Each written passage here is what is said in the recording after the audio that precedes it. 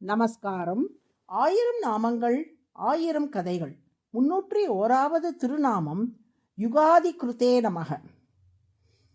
கிருதயுகம், திரேதாயுகம், துவாபர யுகம், கலியுகம் ஆகிய 4 யுகங்கள் சேர்ந்தது தான் ஒரு சதுர்யுகம். நாம் இப்போது வாழும் காலத்துக்கு முந்தைய கால சுழற்சியில் 1000 சதுர்யுகங்களின் முடிவில் பிரளய காலம் எனப்படும் ஊழி காலம் வந்தபோது உலகங்கள் யாவும் ஊழிக்கடலாலேயே சூழப்பட்டு இருந்தன.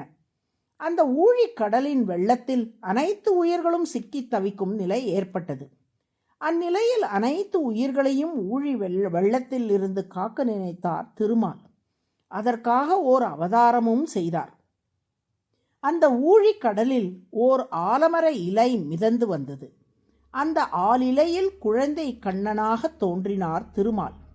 உயிர்களை ஊழி பேரவையில் இருந்து காப்பதற்காக பார் 7 கடல் 7 மலை 7மாய் சீர்கழும் இவ்வுலகு 7ம் எல்லாம் ஆர்கெழு வயிற்றினில் அடக்கி நின்று அங்கு ஓர் எழுத்துவோர் உரு ஆனவனே என்று திருமங்கையாழ்வார் பாடியதற்கு ஏற்ப அனைத்து உலகங்களையும் உயிர்களையும் விழுங்கினார். ஆலிலை கண்ணனாக வந்த திருமால் விழுங்கிய உலகங்களையும் உயிர்களையும் தமது வயிற்றில் வைத்து காப்பாற்றினார். அனைத்து உயிர்களும் ஊழிக்காலம் முழுவதும் ஜடப் பொருட்களைப் போல திருமாலது வயிற்றுக்குள்ளேயே இருந்தார்கள். இப்படி உலகங்களையும் உயிர்களையும் ஊழிக்காலத்தில் திருமால் தனது வயிற்றில் வைத்து காத்து வந்த நிலையில் மகாலட்சுமி திருமாலிடம், சுவாமி, நம் குழந்தைகளான இந்த உயிர்களை எல்லாம் இப்படியே ஜட நிலையில் நீங்கள் வைத்திருக்கலாமா? ஜட நிலையில் அவர்கள் இருந்தால் அவர்களால் எப்படி முக்தி அடைய முடியும்? அவர்களால் எப்படி இறைவனான உங்களை உணர முடியும் என்று கேட்டாள். அதற்கு திருமால், ஊழி வெள்ளத்தில் இவர்கள் சிக்கி தவிக்காமல் இருப்பதற்காகத்தான் என் வயிற்றில் வைத்து அனைவரையும் காத்து வருகிறேன். நான் அவ்வாறு காக்காமல் இருந்திருந்தால் பிரளய வெள்ளத்தில் இவர்கள் சிக்கி தவித்திருப்பார்களே என்றார். திருமகளோ, அதெல்லாம் சரிதான் சுவாமி, இப்போது ஊழிக்காலம் முடிந்து விட்டதே, இனியும் ஏன் அவர்களை உங்கள் வயிற்றுக்குள்ளேயே வைத்திருக்க வேண்டும்? நீங்கள் உண்ட உலகத்தை வெளியே விடுங்கள். ஜட நிலையில் இருக்கும் நம் குழந்தைகளுக்கு கரண கலேபரங்களை கொடுங்கள். அவர்களுக்கு அறிவு விரிவடையும்படி அருள் புரியுங்கள். அவர்களுக்கு நல்வழி காட்டுவதற்காக ஏதுவாக வேத சாஸ்திரங்களை கொடுங்கள். அவர்களுக்கு முன்மாதிரியாக வாழ்ந்து காட்டுவதற்கு முனிவர்கள், ஞானியர்கள், பக்தர்கள் போன்ற சான்றோர்களையும் பூமிக்கு அனுப்பி வையுங்கள்.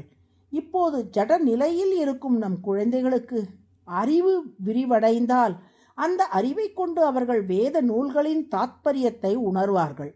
சான்றோர்கள் காட்டிய வழியை பின்பற்றி நடப்பார்கள். இறுதியில் உங்களது திருவடிகளை சரணடைந்து முக்தி அடைவார்கள். ஆகையால் இப்போது நீங்கள் உலகை மீண்டும் படைக்க வேண்டும். நம் குழந்தைகளுக்கு அறிவை தர வேண்டும் என்று கூறினாள். மிக பெரும் பேரான முக்தியை ஒவ்வொரு உயிரும் பெற வேண்டும் என்று கருதிய திருமால் திருமகளின் கூற்றை அப்படியே ஏற்றார். தன் வயிற்றினுள் வைத்து காத்து வந்த உலகை வெளிக்கொணர்ந்தார். தனது உந்தி தாமரையில் பிரம்மாவை படைத்தார். பிரம்மாவின் மூலம் மற்ற உயிர்களையெல்லாம் படைத்தார். 4 யுகங்களுள் முதல் யுகமான கிருதயுகத்தை பூமியில் தொடங்கி வைத்தார் திருமால். புதிதாக உயிர்களை, அதாவது ஜீவாத்மாக்களை திருமால் உருவாக்கவில்லை. ஏற்கனவே ஊழி காலத்தில் ஜட பொருட்களைப் போல திருமாலிடம் ஒன்றி இருந்த அந்த உயிர்களுக்கு, அதாவது ஜீவாத்மாக்களுக்கு, அவர்களது முன்வினைகளுக்கு ஏற்ப உடல்களையும் அறிவையும் தந்தார் திருமால். அதன் விளைவாகவே மீண்டும் உலகில் இத்தனை உயிர்கள் உருவானார்கள். யுகாதி என்றால் யுகத்தின் தொடக்கம் என்று பொருள். கிருத் என்றால் உருவாக்குபவர் என்று பொருள். 1000 சதுர் யுகங்களின் முடிவில் ஊழிக்காலத்தில் ஆலிலை கண்ணனாக அனைத்து உலகங்களையும் உண்ட திருமால் உலகை படைக்கும் காலம் வரும்போது தான் உண்ட உலகங்களை வெளிப்படுத்தி மீண்டும் யுகங்களின் சுழற்சியை தொடங்கி வைக்கிறார்.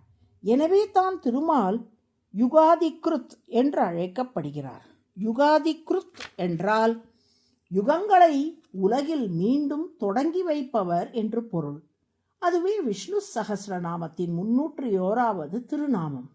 நல்லதொரு தொடக்கம் பாதி வெற்றிக்கு சமம். யுகாதி கிருத்தே நமக என்று தினமும் சொல்லி வரும் அன்பர்கள் வாழ்வில் செய்யும் அனைத்து செயல்களுக்கும் நல்ல தொடக்கம் ஏற்படும்படி திருமால் அருள் புரிவார். நாராயண நாராயண.